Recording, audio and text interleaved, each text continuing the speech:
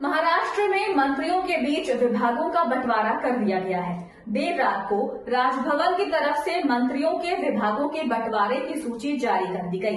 विभागों के बंटवारे में जो पेंच फंसा तो वो मुश्किल से सुलझ पाया और जो लिस्ट सामने आई है उसमें साफ हो गया कि अजीत पवार का दबदबा बना हुआ है, जबकि एकनाथ शिंदे कमजोर साबित हुए हैं। अजीत पवार बिना नाराज हुए ही मनमाफिक मंत्रालय हासिल करने में कामयाब हो पाए, जबकि शिंदे की नाराजगी भी उन्हें मनचाहे मंत्रालय नहीं दिला पाई। जिसके बाद कहा जा रहा है कि नई सरकार में शिंदे का कद जो पहले ही घट चुका था उसे और घटा दिया गया है। शिंदे की सबसे बड़ी लड़ाई गृह मंत्रालय को लेकर थी, जिसे देने के लिए बीजेपी तैयार नहीं हो रही थी और आखिर में बीजेपी की ही चली। लेकिन शिंदे को दूसरा सबसे बड़ा झटका लगा लोक निर्माण विभाग को लेकर। शिंदे जब सीएम थे तो ये विभाग उनके ही पास था, लेकिन इस बार डिप्टी सीएम पद उन्हें मिला है और लोक निर्माण विभाग भी छीन लिया गया है।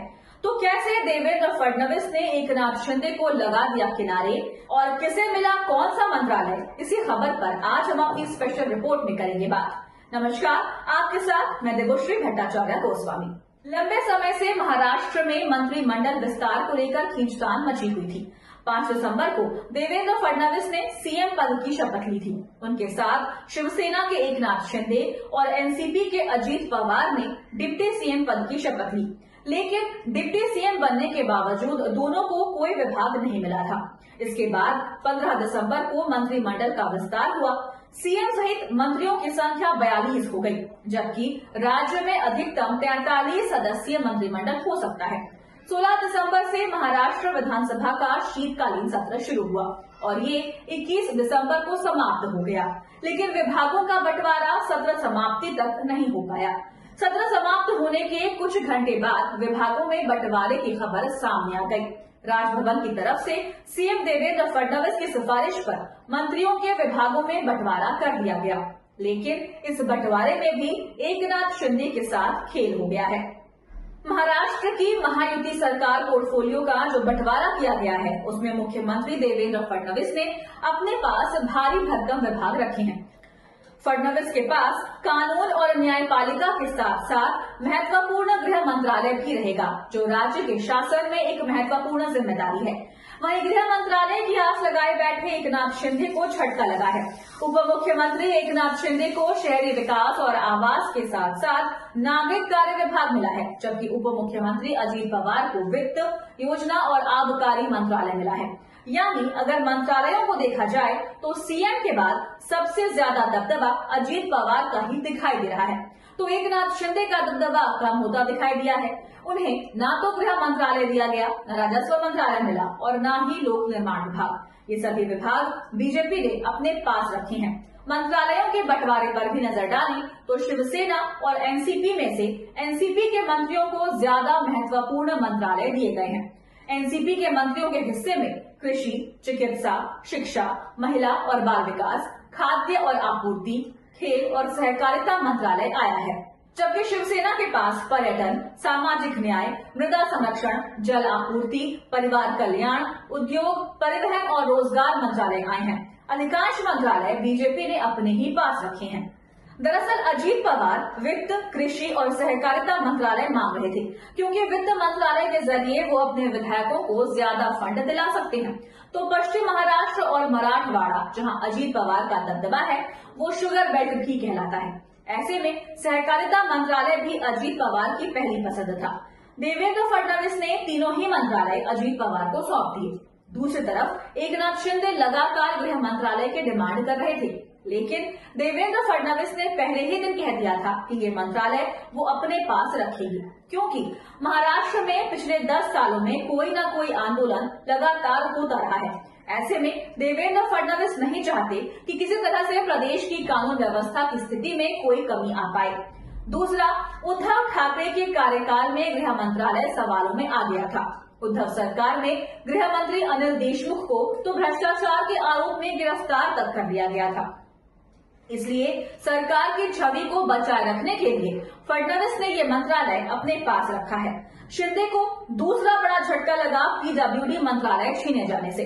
शिंदे जब सीएम थे तो ये मंत्रालय उनके ही पास था, लेकिन एक सप्ताह पहले ये साफ हो गया था कि बीजेपी इस बार पीडब्ल्यूडी मंत्रालय भी शिंदे को नहीं देगी और इसी के चलते मुंबई प्रदेश बीजेपी अध्यक्ष और पार्टी विधायक आशीष सेलार ने एकनाथ शिंदे पर ही संकेतों में भ्रष्टाचार के आरोप लगा दिए थे। उन्होंने दावा किया था कि शिंदे के शासनकाल में पीडब्ल्यूडी में 6,000 करोड़ से ज्यादा का भ्रष्टाचार हुआ है। लोक निर्माण विभाग शिंदे के ही पास था। ऐसे में भ्रष्टाचार के आरोप सीधे सीधे शिंदे के खिलाफ ही माने गए थे और ये तभी तय हो गया था कि शेलार जो आरोप लगा रहे हैं वो बीजेपी की रणनीति का ही हिस्सा थे, यानी शिंदे के विभाग में भ्रष्टाचार के आरोप लगाकर उनसे वो विभाग छीन लिया गया। अब फडणवीस की सरकार में लोक निर्माण विभाग बीजेपी ने अपने पास रखा है और शिवेंद्र राज भोसले को ये पद दिया गया है। इसी तरह से राजस्व मंत्रालय को लेकर एकनाथ शिंदे और अजीत पवार दोनों में ही खींचतान मची हुई थी, लेकिन बीजेपी ने ये मंत्रालय भी अपने पास रखा। महाराष्ट्र बीजेपी के अध्यक्ष चंद्रशेखर बावनकुले को राजस्व मंत्रालय दिया गया है। साफ है कि अधिकांश बड़े मंत्रालय इस सरकार में बीजेपी के ही पास हैं, तो अजीत पवार को उनकी पसंद के मंत्रालय सौंप दिए गए हैं, जबकि एकनाथ शिंदे की कोई मांग नहीं मानी गई है। सिर्फ शहरी विकास मंत्रालय शिंदे को सौंपा गया है और इस मंत्रालय की पेशकश पहले ही दिन देवेंद्र फडणवीस की तरफ से शिंदे को कर दी गई थी। शिंदे शहरी विकास मंत्रालय के साथ ही ग्रामीण विकास मंत्रालय भी चाहते हैं, लेकिन बीजेपी ने इस मंत्रालय को देने से इनकार कर दिया। यानी शिंदे डिप्टी सीएम बनकर पहले ही अपनी स्थिति को कमजोर बना चुके थे।